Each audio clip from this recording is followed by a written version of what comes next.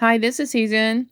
I've been playing with the resins the last week or so, and you remember I made the mirrors and all kinds of things. We made shelves to look like carved wood, and those are back in other videos if you want to look at them.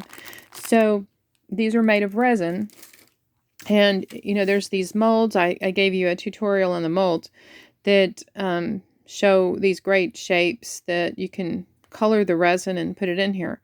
And so I always have one of these handy. This is like my favorite. I just really like this one. And this is just the basic. So I always have one of these handy when I'm working with resin. So if I have some resin left over in my pour, that I'll have something to use it for that's easy. And so I've had a lot of trouble with the resins, and I wanted to talk to you in case you were having trouble, not with the UV so much as what they're saying about the, this resin is the two-part, that's the resin and the hardener, and you use a 1-to-1, and these take 24 hours to dry, and it's 72 hours to completely cure. And you use little cups. Now they only give you 2 cups, so you go through them pretty quickly. These bottles came from Temu. They didn't even have cups with them. They were just bottles. And so the ones I had before, so these are medicine cups. If you ever go to the doctor, grab some cups. They don't mind giving them to you. So you need 2 because you have to measure. Okay, so this, I've been reading about it after having some trouble. And you know that I did so many resin pieces during the winter months and had no trouble.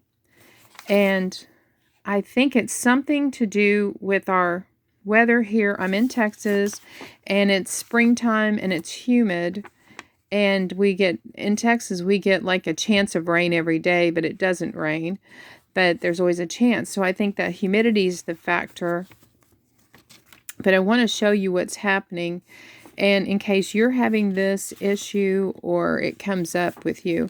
So to do these, you have to pick the correct resin for your project.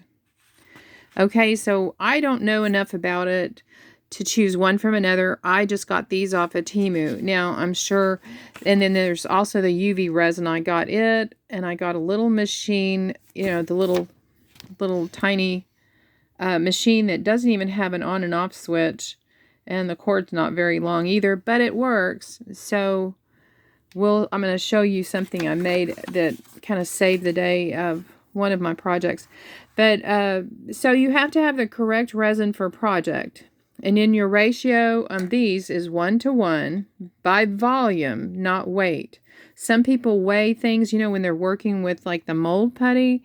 But with these, the resin is heavier than the hardener. So they're saying by volume. So that's in these tiny little cups. Okay, so not by weight. So make sure your cups, any of your cups you're using, do not have contaminants in them. And that would be like leftover resin or dust from the air, or you've had a fan on. And they always say to use a fan with resins to, have good airflow. So don't let any contaminants happen. So then the temperature is the issue. We're talking about temperature, humidity, airflow.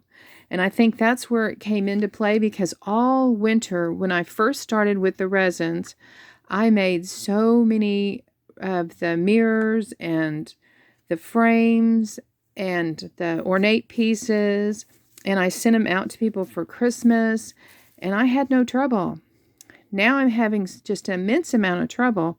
And what the trouble is they're going from, like this piece, you can see is actually stuck. It's still at the sticky stuck stage to this plastic. This is my worksheet. And this, like these have, well, not only did they not form, but they have, the resin is gooey. It's gooey on the bottom. Now, the next thing, if you can see this tiny piece here, is it's lost its definition altogether.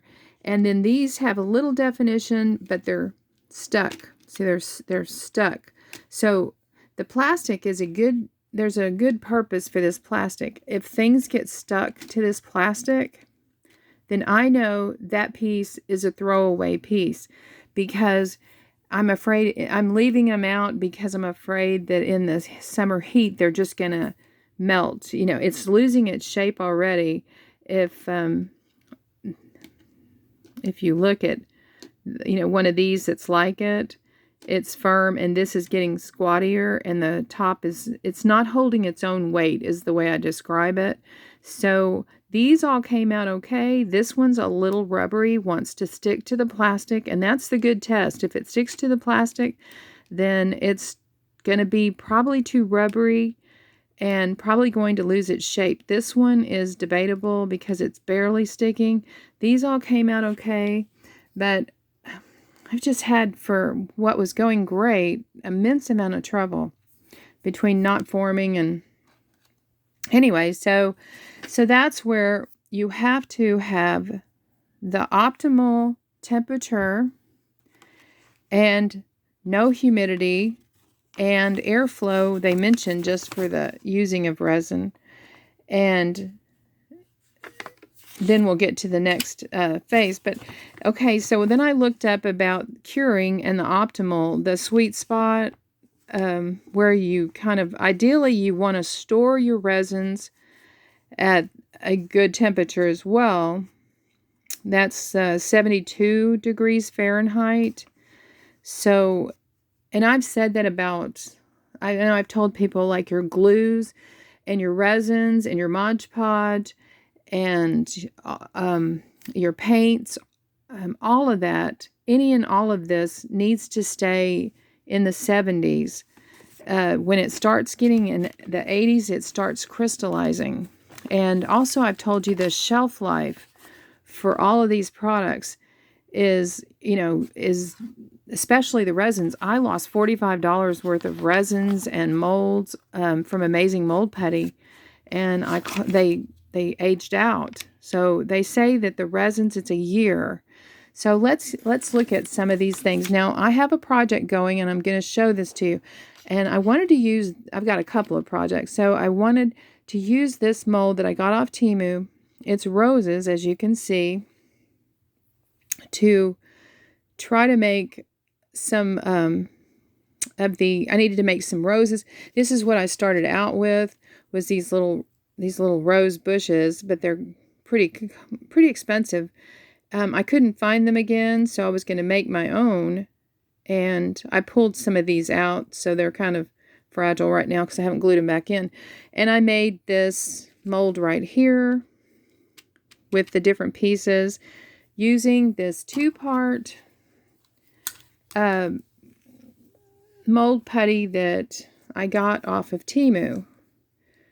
This right here. So all the things that you see that are the blue color are equal parts, and I just make a ball and I just set the balls side by side. It's very greasy though. I can't figure out, but the Amazing Mold Putty I think is a little greasy, and that's what I started with. But this was much cheaper, you know, coming off of Temu, but now, you know, that's a different issue. So you mix these together, equal parts, and you have just a matter of minutes before it starts to rubber, you know, change to rubber. And I did things like, you know, I took my clock and you put it face down. You make sure, though, I had to put a sealant on the clock face because it's paper. And I used the diamond glaze knockoff that I got from Temu. But you put this down in there, and you're going to have this flat right here as the resin just lays on, you know, across the top of your mold. But this was one of the things that I made just to have fun because clocks are everywhere. And so I'd have something to use up the excess of my resin whenever I would pour it to do frames or something. This was another one. And actually, strangely enough, the first one I bought was metal, and this one came in as resin off of Temu. So I think they've knocked off the original. Now, the rule of thumb on this is, you can use it for your own use, make things like what I'm making for your own use, but not to resell. So I don't know if they're reselling something, but you can make anything. I've made gloves, and these molds, I've done about 10, I guess close 8 or 10 of these, and they've held up, but it's starting to leak the resin out of it, and it made a big puddle over here. So you might, get to a point where you have to redo them. Now, as far as I was saying, rubbery, and I think it's the humidity. I've gone through the excuse me, I've gone through the colors. I use all these colors. These are the pigments. Okay, so I've worked on this for days. I set it up for the evening and let it dry overnight and go back to it the next evening. So that's 24 hours. So I've done half and half. That's not hard to get that half and half. And then I've even tried a different hardener that I got. These little bottles come separately at Dollar Tree. If you need extra hardener, you can look for it at Dollar Tree or the dollar stores. They're marked A and B, and A is the resin, B is the hardener, and they sell these separately. So I was lucky enough to get the set separately. So it's $1.25 each for each one. But I had this extra hardener to try it, and that wasn't the reason. So I'm talking, this is what I'm getting. Isn't that shocking? This one, look at the way that it's just lost all, and I'm getting varying degrees. Like, this is a plate that's just gone flat, and the bottom of the plate is actually pushed up to the top. These, you can shape these any way you want, and then they're like silly putty. By the next day, they're just flat again. And this one will not hold its own weight, and it just fell down, and that was part of the testing it.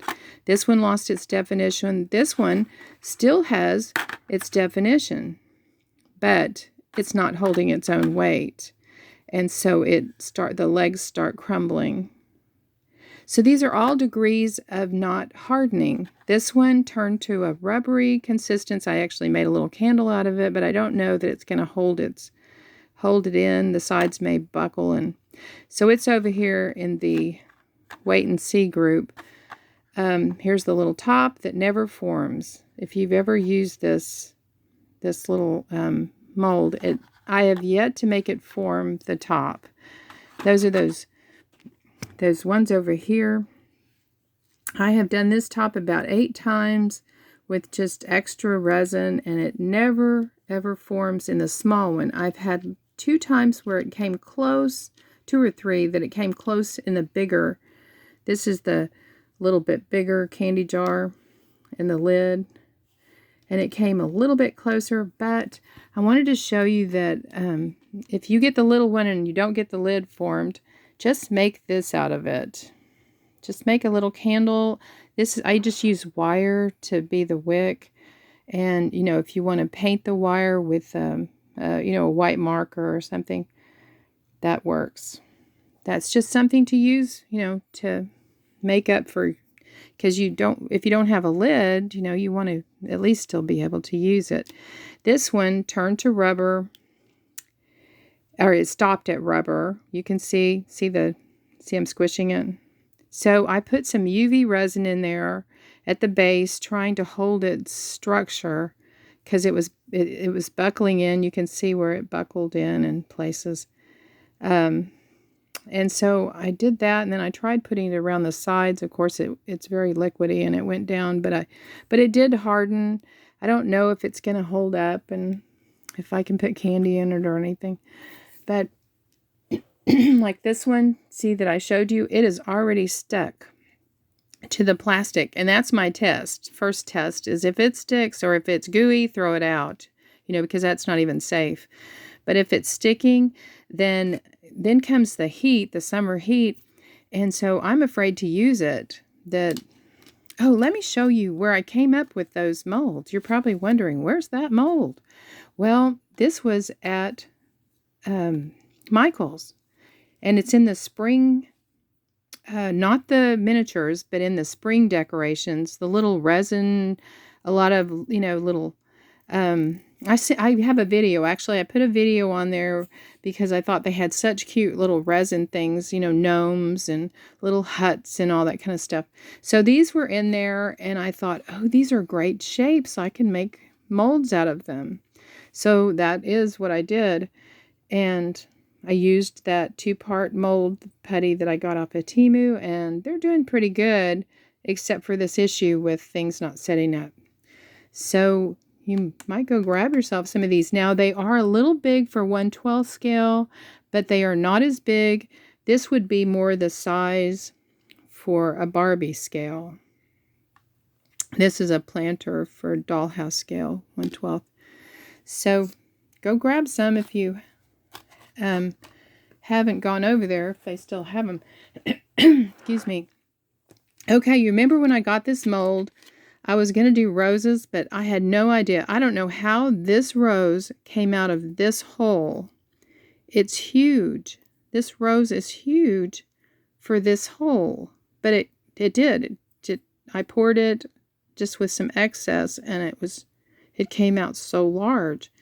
So this one came out of this hole, so they're much bigger underneath what you're looking at when you're purchasing this, and this came off of Temu. So if you've already gotten it, I don't know if when we'll be back buying from Temu on a regular basis, but I needed these little roses to do my landscaping, and even the smallest one, but none of them are forming. And the smallest, let me show it to you. Everything is broken about it. See the hole in the petal, some of the petals not even there, holes all in them. And these are not bubbles. This is not able. I have pulled on this. I've put liquid in slowly. I've pulled all different directions. I've tried using the needle tool. You can see the blue one is just the same. It's missing petals, just spiky looking, not a bit formed. I mean, the big one, beautiful form. Look at that. The little one, no form at all. So this is a waste of money.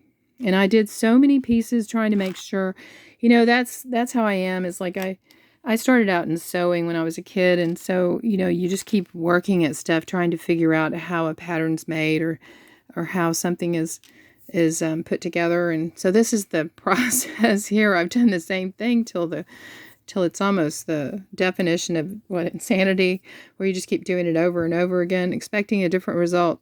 So this is really a waste unless you're doing the big. If you're doing the big, those are amazingly big and pretty, but the next size, which is this one, did not turn out very well. I went back in with UV and I spot fixed some of the petals where it was missing, where it had bubbles and missing.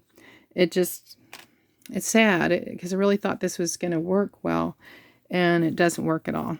And so I made my own, like I said, out of that 2-part mold, and I'm getting some kind of frosty look on each of the pieces. They're a little tighter, not even the same shape as the other mold at all, but I don't know that those are going to work either, and I'm going to try them with polymer, but I just haven't gotten my polymer out. So that's the next phase, is to try polymer and see what that does. Now, these are all my plastics are my work surfaces. Now, you might recognize this mold. It's supposed to be like a jar, a little jelly jar, but the tops, every one of mine, have a little bubble, a little bit of a bubble.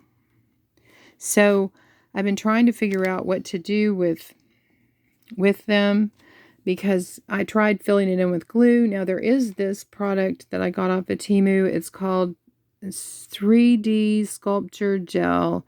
Carve it up, 3D effect, no wipe, ZOPVT. So I found it under 3D something. I was looking for something like that, PBO, PEBEO, and this is what came up, so I thought I would try it. It didn't cost much, but it does dry. It does harden with the UV light. It doesn't do it with natural light. I did find that pieces I had set up were over weeks, had kind of hardened, but you need the light to do it. So you can fill that in. It says carving, but I don't know how well, you can carve a tiny little bubble on a lid. So just put the tiniest bit there. Now, again, some of these came out fine, and others are stuck. Like all these pink ones are stuck. So they are losing their shape as well. They don't have the facets that this has facets on it, the sides of it. So I was looking at it last night and I was thinking, I wonder if I could turn it into a jar. Turn a jelly jar into a glass. And so I started playing with it. And if you see, I put it I mixed up, and I also wanted to know if I could mix the UV resin with these pigments, because I hadn't seen anybody mix the pigments in with the UV resin. But, in jewelry making, they're doing a lot of different things with them. So I mixed up some of the pigment in with the UV. Now, you don't get near the UV. This bottle is not near the amount of these big bottles that have 8 ounces. So you pay more, so you have to kind of limit what you're experimenting with, unless you just want to keep paying for the UV. But then I put the color in there, then I brought it up this far, and then I put clear to look like a glass of, say, some kind of, well, here I got my little cutie little stash of these slices, they call them.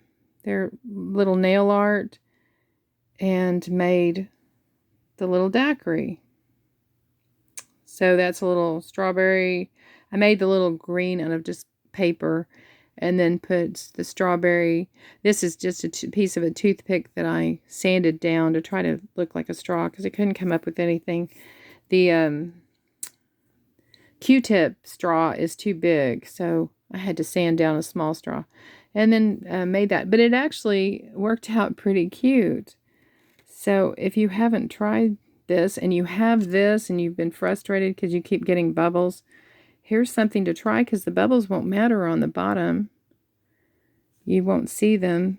And so I was thinking this kind of looked like it might be some kind of drink. And then I remember orange Fanta, I think it was, that my grandmother used to make floats out of orange Fanta. So I had the orange that was left over from some pour that I just was experimenting. So I thought, well, we can try that again. We can see. I'm going to put some resin in this. I'm going to put it up underneath the light while we talk. And I originally was trying to make candles and soaps.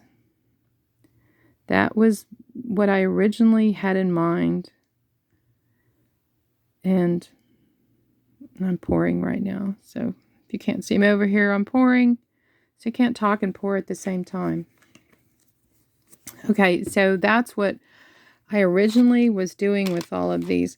Oh, I did actually, okay, I wanted to read you what this says on the back here of this resin. Now, it says the curing time with UV light and with direct sunlight, but it says it must be used with a clear mold. Now, when I make these molds, they're not clear. They're blue. They come out blue. I don't know if they have what would come out clear, but I did have the mix that I used the pigments, and I put this in there. Now, when I popped it out, it had been there a couple of minutes, if not 4 minutes, 5 minutes, and I popped it out, and it was still wet on the inside, the underside. So I flipped it around, and I put it on a little plastic top, and then set it back under there, and it took a while, but it finally cured, but it's so shiny looking. And so I'm not using the UV resin on my soaps because soaps and candles are not shiny. And then we're back to the problem of making your own molds. See how shiny it is? So if you're making your own molds, then this UV isn't, the shiny doesn't do well. That's not for soaps and candles. They have, you know, the opaque like this, the opaque look. So that's why I've been using this 2-part that dries overnight or dries 24 hours and having so much trouble with it. Okay, so here you can see I made the mold. So if you want to look at this while I'm plugging this in, I took beads, and this is such a short cord, I have to nurse it along to plug it in.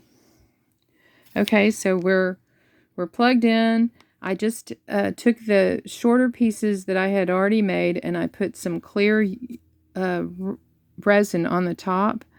Now notice right off I've got bubbles, and it's probably already too late. Yep, too late to even poke out the bubbles. Well, drinks have bubbles on them, so I guess that's not the worst. But poke out your bubbles before you put it under the light, because it immediately did that top. So we're looking to make this clear top to make it look like a drink instead of a jar, which was molded to be a jar, a jelly jar or preserves. We're turning it over and making a little drink out of it, like this. So we'll leave that for a few minutes. And back to this. So my project was to make soaps. So I made this mold out of the 2-part that I got off of Temu.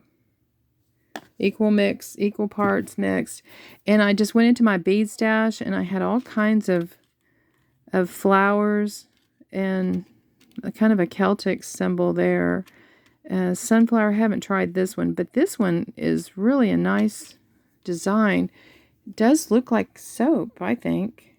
I mean, it comes out. Okay, so, well, that's pretty flesh tone. You can't really see well on that one. But these came out a little rubbery. This blue one came out just a little bit soft. But see how it does have the opaque look and looks kind of like a molded, you know, fancy soap. And here's where I use the top of one to make it into a little jar. I remember those old jars, they were colored like almost like milk glass. They were opaque, and then I used the bead on top that I had, you know, done with the resin. These are both resin. This was a bead on the bottom. So there's a use right there. Now, if you want to try to, if you have this mold, you know, this is what I originally did to make it look like preserves, like some kind of jam. I filled in with glue, trying to see if the glue would fill in those little bubbles. And so I'm going to take out the glue. It didn't work really well. And I'm going to try this other UV sculpting fixer-upper. We'll see if that works. So I did this whole tray. Here's a whole bunch more. Let me show these to you. That these were just various little beads. Now, it's important that you fill in the hole on these. This has a little flower on the top of it. So I was just trying to make soaps, all different kinds and shapes of soaps. There's a little round one, little round bead here. let's see. This one's so small, but it has like a little rose on the top of it. So it makes a cute little round. There's, you know, the mold.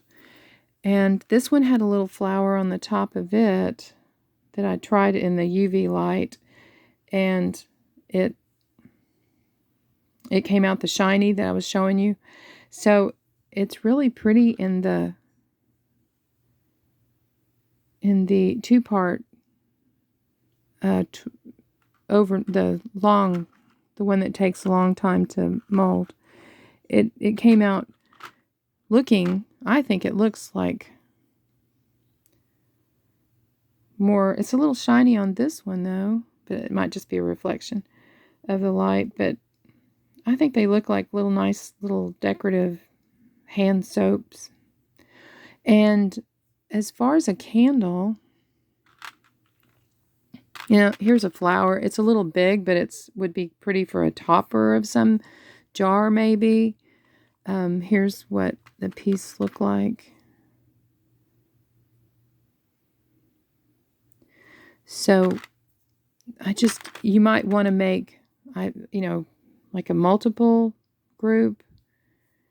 And I haven't used those yet. I've just got a variety of colors. You can just see a whole bunch of different colors over here on this one. And all of them have to be trimmed up. You have to take the, you know, excess off. Okay, I had this butterfly plastic bead. So I wanted to use it in a mold, and it's big, so I was like thinking this would make a cute candle. And it has a big hole, so make sure you put some filler in that hole before you make the mold. So I made a bunch of the, well, I made a few different ones. I didn't need a whole bunch of them, but so here's what I ended up doing with it, is putting the wire in there. Let's see, get the visual on it. Painted it a little white, made a candle, a stand-up butterfly with a little white to make it look like a candle. No, it's not coming into focus really well.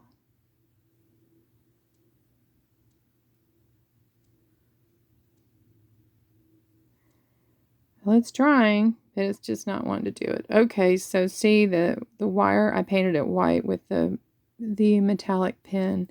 And I think I got that white metallic pen at, I think I got it at Dollar Tree. I don't know where I set it out here at this moment, but well, anyway, they had, oh, it was here. It's a white metallic marker that I got at, I believe I got it at Dollar Tree. Yeah, Crafter Square. So you can find one of those to use in your crafts. So there's this round bead, so just fill in the holes, because I was impatient and I didn't fill in the holes, and then I regretted it, and I went back and tried to fill them in on some and redo them, because they really do need to be filled. Like, see how that flattened out on that piece? And I needed it to be round to make a little bottle, a little squatty, like cold cream bottle. So anyway, the next project, be sure you follow the next project, because it's going to be what we're going to do with the soaps and the candles.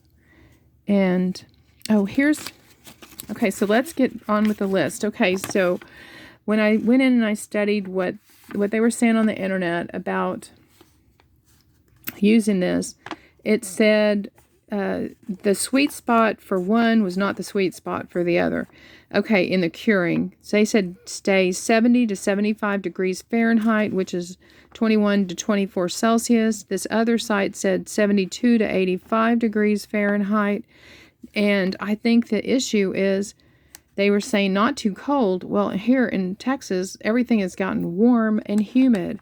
And I think it's the humidity at this point. I have gone through, when you're using these pigments, anytime you're using these pigments, you want to use the least amount. And in some cases, when I use the yellow or the brown, I put a dot on the end of this needle tool. I do not do a drop by any means. Don't do a drop. These are so strong in their color. And to turn rose into like a tea rose, and this fuchsia needs to be turned a little way from purple into more into a pink. So, and then they have the white. I questioned if it was possibly the white that was causing so much of the stuff to not, because I use a lot of the white. So I have nothing figured out except the humidity, because we're in that time of the year. So let me unplug this UV light and we'll see what that turned out to be. If you have an idea, if you're not in a very humid place, then maybe you don't have this problem and everything's going well. But literally, look at this mess. Not only is it wasted pigment and resin, and the pigment is, you don't have a whole lot in those bottles, so that's kind of what I more am concerned. I don't want to have to buy the entire package of pigment. But I did see that on Temu they had like 5 or 6 to a package, and you could pick the colors. They had like 3 different options, so you can replace some of your pigment. And if you have these are great. This one I've cut off already. I've used it over and over. You can kind of get the stuff out of it after it dries. It breaks up, and you can use your needle tool to kind of get it out and then use it. I just cut back, but you pull up the pigment and then drop it into these small little resin molds that you're making. So let me show you these cute things. Oh, I had one more thing I wanted to talk to you about, that was this one. Now, we love this plate mold. It's so cute, and it has 2 different styles. And I did have some luck, but you have to really work at this. See how pretty that little edging is? And this one has the design, but doesn't have it so flowery around the edge. It just has the outer edge. So this is where it turned rubbery, and it kept the pretty edge, and it just went flat, and my fingernails got into it, and I pulled on it and yanked on it. So, but when you're using this one, see how this one molded with the missing pieces? You have to literally, with this mold, take this, put a little bit of resin, not the full amount, and push it up in. Just, you can't push it up in enough. You have to really push and pull this back and push it in, and then look underneath. You know, you're going to have to look under with your head, but look underneath to see that the color is all the way around before you continue filling it up. And that's the only way I made it work. So good luck with that, but it's really pretty if you do the work. So let me show you the few things that did turn out real cute, things that I just, aside from, copying this, I came up with all kinds of fun little replicas. I put little labels on them. Came out with lots of good colors. Copying these with the mold stuff. So you can do all kinds. I'm going to do a store at some point, so I thought, I'd use these in the store. This one right here is a little more difficult to keep the bubbles out of it. They tend to want to get over at the corners, these little pretty decorative sides. They seem to always gravitate there. And then you have the little bit of a bubble, so you have to deal with that. But I had kind of a bubble in every one of them. But if you aren't that, if you don't worry about it that much, they aren't terribly big. And about the heat, someone said put heat over it, and you want to read about that, because I've been worried it would melt the mold. I haven't really been trying that yet. I didn't want to lose my mold.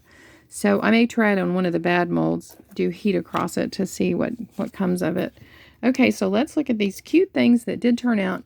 Okay, I used the resin and mixed it in with these little packs, these little desiccant packs or silica beads. So you can dye your beads, and then you can drizzle either Mod Podge down in it. It'll dry clear to, you know, seal it so you don't have beads falling out everywhere. Or you can put some resin in with it, some clear resin. But do something, because it fell over and they all fell out a couple of times. So you don't want that. Okay, so this was that clear that you can do the UV light with this.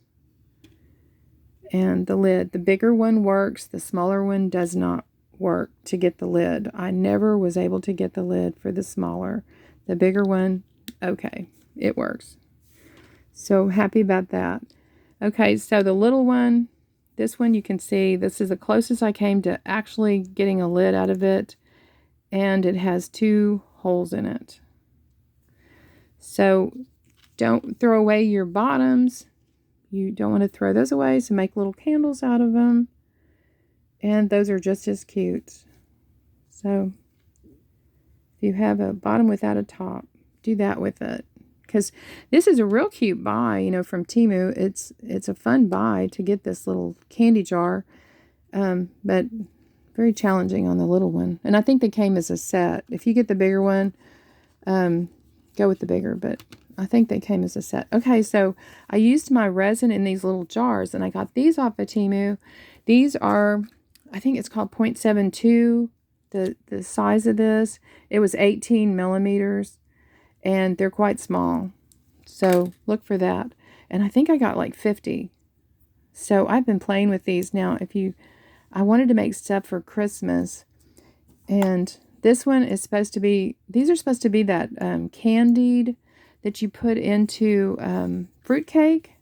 You know, they candy the cherries and pineapple and stuff. So these are just beads that are down in it, and then I put the resin color.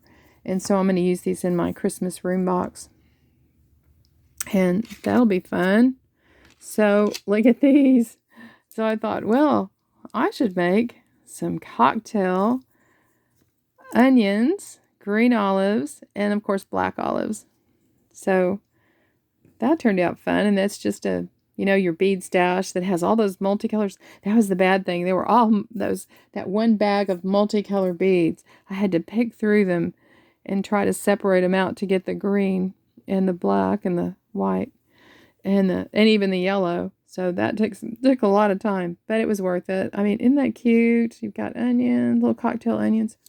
So that was fun. So there's a lot of good uses. Besides, you're using them for this one. I'm going to have to make the jelly, like it's raspberry jelly or something. I'm going to have to make the label for it. And that's just using the pigment and the overnight dry resin. Now this is a mixed up. It kind of, I mixed it in the jar, the resin, so it kind of has a lighter, darker effect. And then I put a little label from my my nail art. Put a little label. And also I'm using like colored pencils on your labels and just doll them up, because when I copy my labels. I don't ever use the original. Well, I used the original one time, and then I thought that's kind of silly to use the originals when I can make copies. So these are, you know, more nail art and more resin. So here's that one jar that had the bubble, and so this one I put the rose on it to make it some kind of cream or something a lady would enjoy on her vanity. And this is just one of the better roses. It lost its petal over in here, but it turned out a lot better. And I said I was just pulling and pulling and pulling on this mold in all different directions, just pulling and pulling, putting a little bit in at a time, trying to get it into these, you know, what's obviously bigger up underneath here. And it just didn't work that great.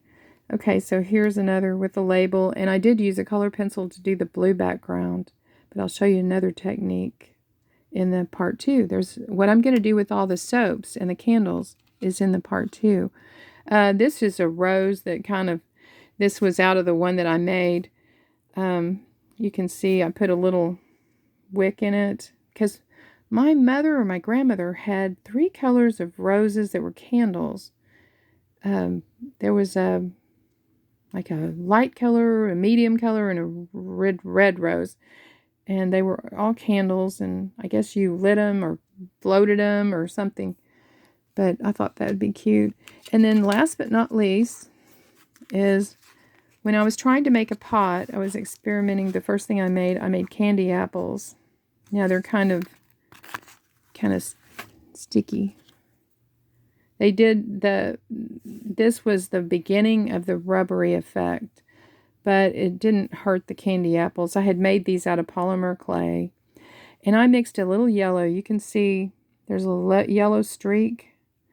I mixed a little bit of yellow in with my red in striations, you know, elongated pieces, and didn't round them out until I cut them up.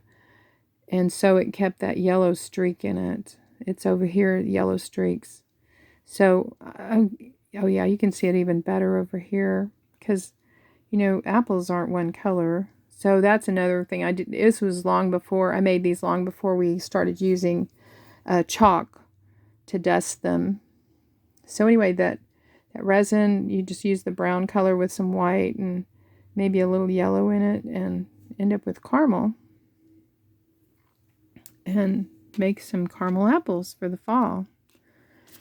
So the last thing I wanted to show you was this attempt at this. And I haven't gotten this down.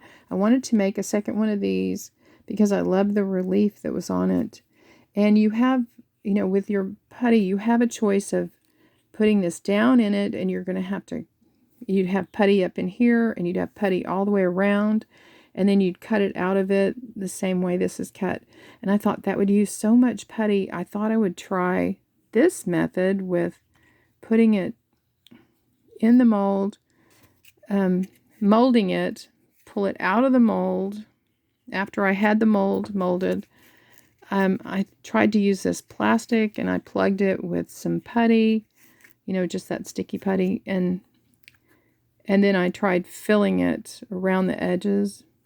And unfortunately, this was the beginning of it not curing all the way. It stopped at a rubbery stage, which is strange because it has the wonderful relief, and I can rub my finger on it, and it's rubbery. This whole thing is rubbery. And I have not figured this out at all, nor have I gotten this right yet. I'll get this right, but I don't think you can paint this when it's so rubbery. The paint wouldn't adhere or stay put. It would just come off of it as it moved. Not to mention, if it gets hot, would this melt? So I'm keeping all of my mistakes to see how they handle the rubbery things, to see how they're going to handle the temperature as it gets hotter and hotter. And then I'll know, you know, that they definitely aren't going to keep their shape or be usable, because you don't want to put them on some furniture piece and have it get messed up with the resin. Okay, so now I put this into, I took a shorter piece I had made a long time ago, and I don't know why, if I ran out of resin or something, and I added some clear resin to the top and put it into the UV light. So it put a top on it. So I thought we'd just make real quick. We'd make the... Now you did see that these turned out good. These are hardened copies that, you know, with the colors, and You know, I can put white on the edges or gold on the edges. I think this color is just beautiful for like a French clock. Wish I could make a telephone. Maybe I'll try a telephone at some point. I think that color is wonderful. Okay, so this was what I showed you earlier. I started, you know, the same process. I started with, you know, you can do mixed UV or you just mix 2-part and just do it short in this mold so that you can turn it into this cocktail. And you can see, and it had a bubble in it, so I just used the bubble to drill in. I just drilled into the bubble to put what I'm using for a straw. I just, you know, the bubbles moved to the side, so I just decided to go ahead and use the bubble. And then I took this piece of paper and drew a leaf. You can see I just drew the leaf on the corner, and then I colored it in. I just started coloring it in with colored pencils, just get darker and darker. And this is just, you know, cardstock, just leftover piece of cardstock. And then once you cut this out, then do the other side just real dark. And then you have this little piece to glue on. So we'll just, you know, glue that on first.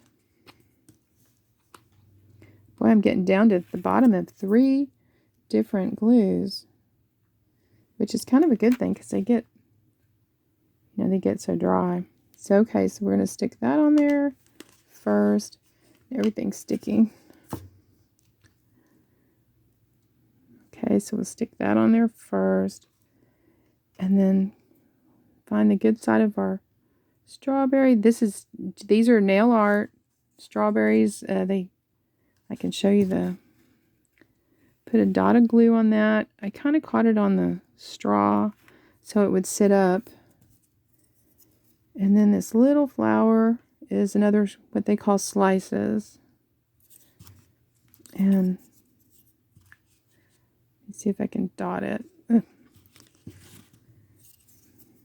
And place it over here. And there you go. Have another cocktail just by turning that upside down, and, you know, don't fill it all the way up, and we have a couple of cocktails. So please come back to the next part 2 of what I do with all of these molds that I've made, these pieces, and I'll show you the next part of that. So thank you for coming, and if you haven't subscribed, please do. And I want to give myself a shout out, and I give a shout out to all of y'all. I have cleared 500 viewers. I'm so excited. I'm amazed. I've had this really rough patch.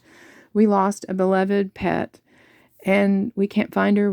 She was hit by a car, and then somebody scooped her up, and we can't find her.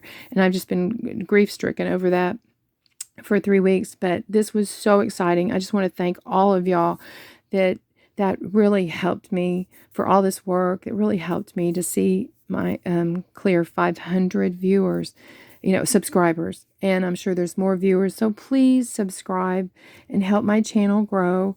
I'm paying for everything. I'm not monetized by YouTube, so it would help a lot if I got to that level. And I just so enjoy doing these and sharing them with you. So please come back and see part 2 of what we're going to do with the soaps and the candles. Thank you. Bye-bye.